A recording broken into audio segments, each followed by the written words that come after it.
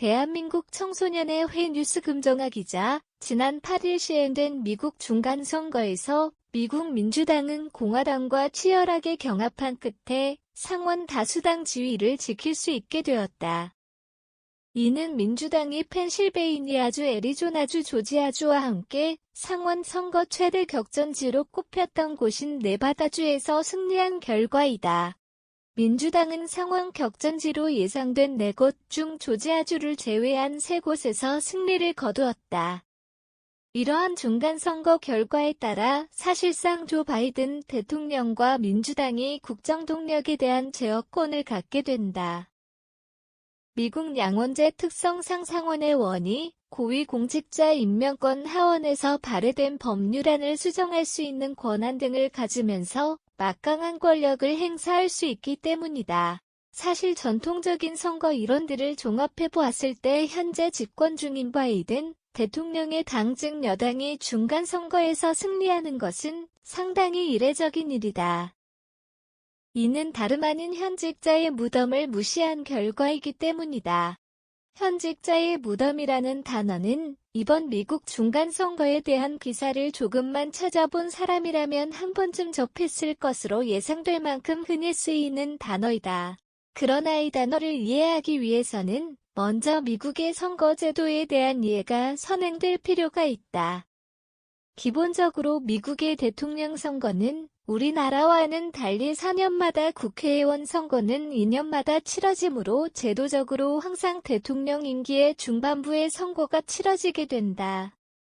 현직자의 무덤이란 이러한 선거 시기와 관련이 있는 용어로 일반적으로 대통령 임기 중반 즈음에는 정책의 실패, 선거운동 당시 내세웠던 공약의 미이행 등 어떤 사유로든 간에 집권당에 대한 인기가 떨어져 의석을 잃게 되는 현상을 일컫는다. 즉 많은 국민들이 중간선거를 지난 2년간 경험해본 정부의 수행 능력을 평가하는 자리라고 보고 또 대체로 현직자에 대해 부정적인 감정을 가지고 회고적으로 투표하게 된다는 것이다.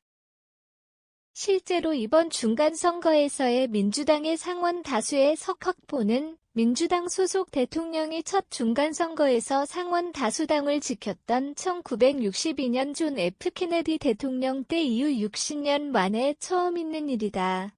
누구든지 이러한 이례적인 결과가 나타난 까닭을 정확히 알 수는 없다.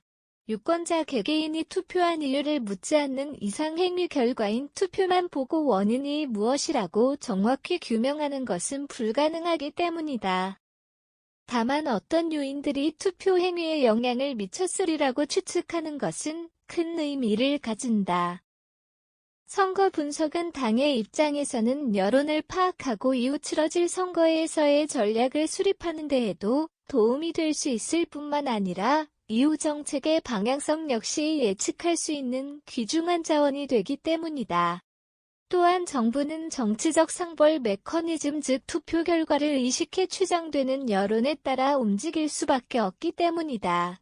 이번 선거에서 중요하게 작용한 이슈가 있다면 최근 논란이 되었던 여러 이슈 중에서도 단연 낙태권 폐지와 관련한 민주당과 공화당의 입장 차이였다고 할 수 있다.